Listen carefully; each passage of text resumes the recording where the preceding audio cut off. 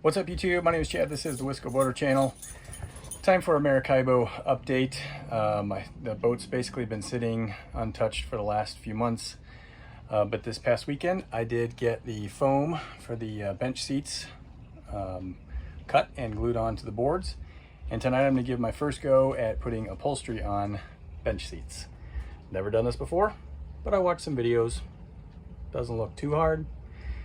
But yeah, we'll see what this looks like. I'm going to bring these boards downstairs. I'm on board Thirsty Whale, so we'll take the benches down there, lay them out on the floor, and hopefully I can upholster some seats. See what happens. All right, this is the fabric that I'm going to use. This is marine vinyl from marinevinylfabrics.com. They call this Flexa, and so it's got a little bit of stretch to it. And the color I chose is Armadillo Gray. So it's got a little texture to it. And I think this will look real nice on the boat. So I'm going to set up a little space right here along the rug, put some plastic down, and then lay the boards down and cut some upholstery for the very first time. What are you doing, Jers? What's up, girl? Want to help me with some upholstery? Okay, I did a few different location checks here in the boat to see where I could fit the seat and the board in the best spot while allowing me to unroll the vinyl here. So I've got it laid out to where I have about a 1-inch wraparound to the back side. And you may be asking, why is there a bottle of whiskey sitting here? Well, the bottle of whiskey is the exact width of the piece of vinyl that I need to cut. So I'll use that straight edge there, and then I'm going to use the bottle and a marker to make my cut line. Just move the bottle along with the marker riding next to it.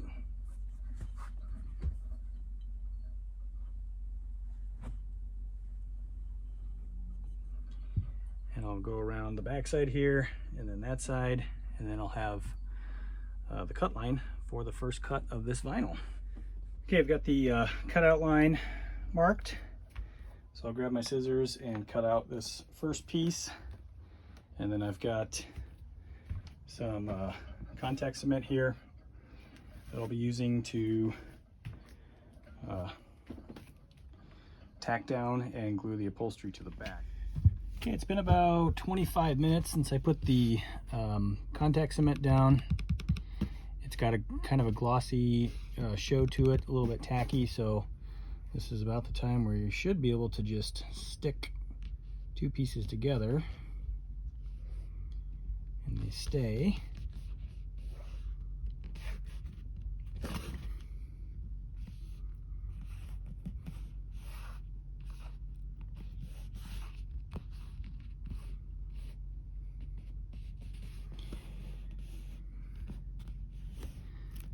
Seems to be working like it's supposed to.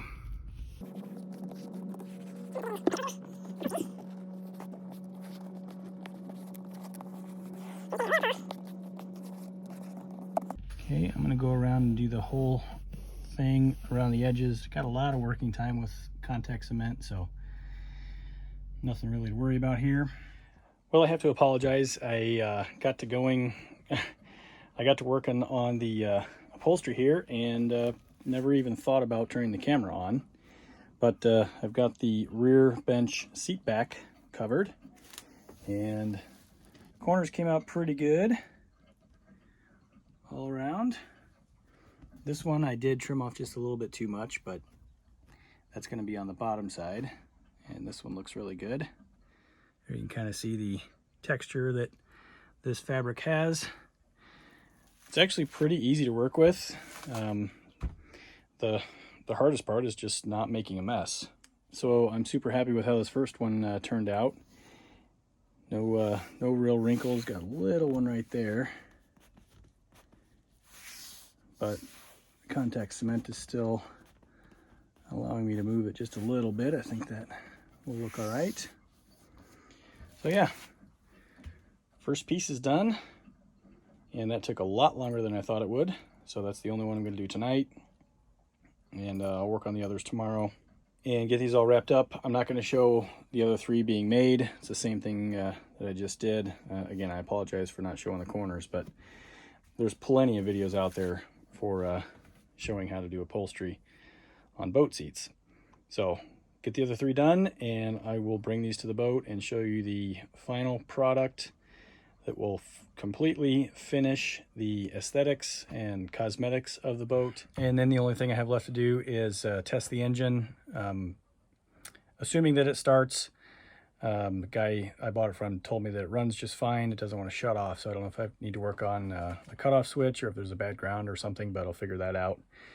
So yeah, and I'll go ahead and throw this in here in the middle of this video just so you know, if you're interested, this boat is going to be listed for sale when I'm done with it. I bought this project to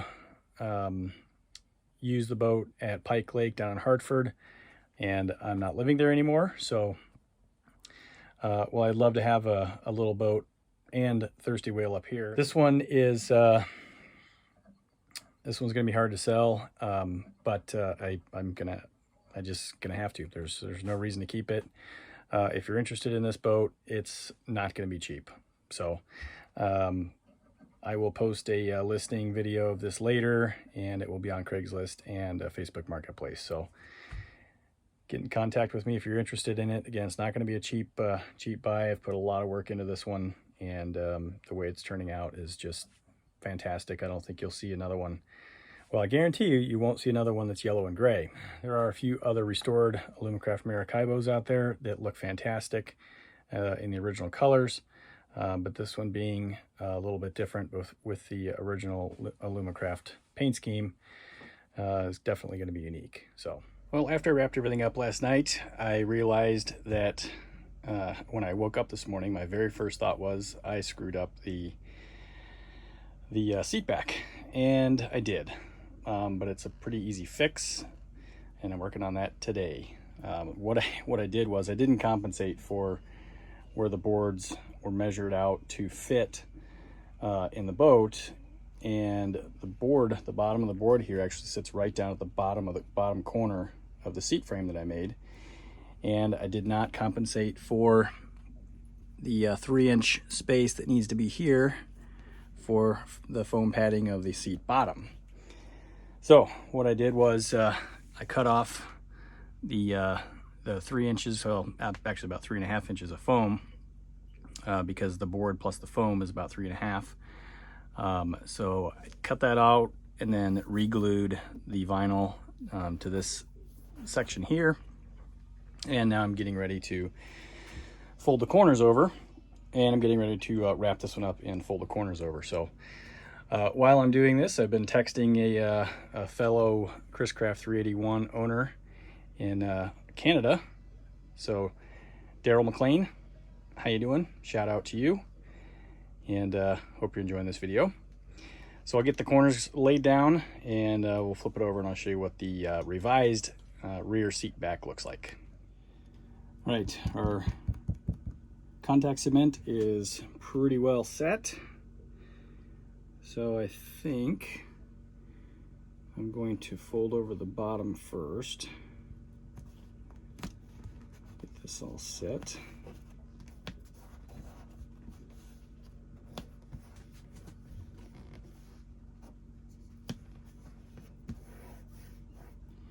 And then we'll fold this over. I've got this little pleat I'm going to put in right at the top. There. And you know what? I'm gonna have to add some contact cement right in here.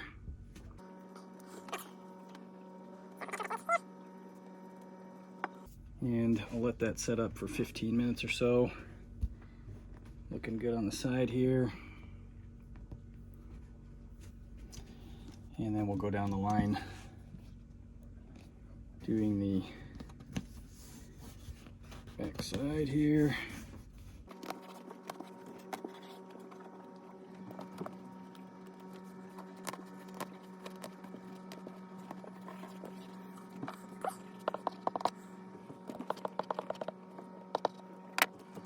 And then over here in this corner, I don't have quite as much material to work with here, so I'm gonna go ahead and fold this up like that.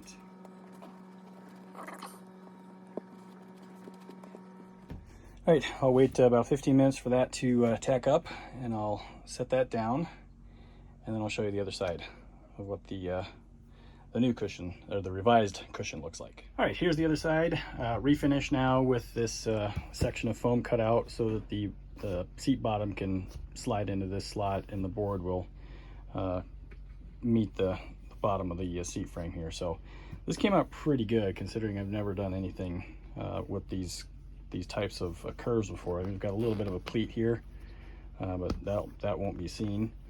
A little pleat at the top that will be against the sidewall. So this came out really good. These little wrinkles here, no big deal. You won't see those anyway.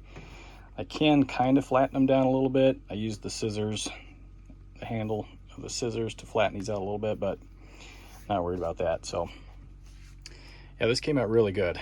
So now that I have this mistake figured out and fixed, I know when I do the front seat that I will also need to cut out a section of foam for the front seat bottom to fit into. So I'm going to do the two seat bottoms next, and then I'll tackle the front seat back. That one's going to be interesting to do because it's got a cutout for a walkthrough that basically comes down like this, so you can step through to the rear seat. So that'll be interesting, but super happy with this one now, and time to make seat bottoms.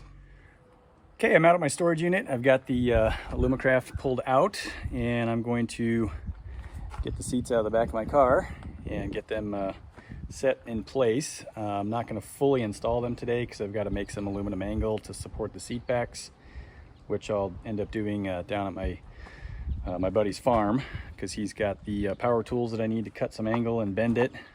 So that won't be included in this video, but I will at least show you what the seats look like installed in the boat. I think they're gonna look fantastic. They turned out pretty good for my first time doing upholstery. I'm pleased with it. So yeah, let's get these things installed. The boat actually needs a pretty decent vacuuming, but I don't have my vacuum here, so seats are gonna have to come back out to get it all cleaned out before I sell the boat. But we'll go ahead and get these fit.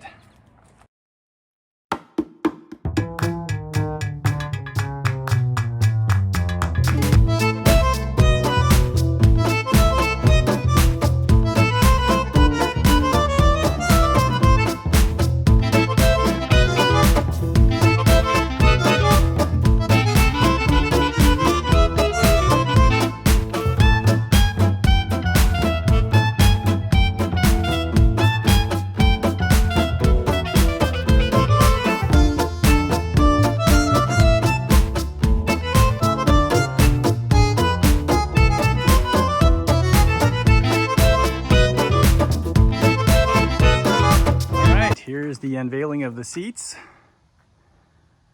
I think they look fantastic. I left just a little bit of a gap between the top cushion and the bottom cushion, just to give it a little more, I guess, depth look to it, and easier to keep clean. Get vacuums and rags and stuff down in there.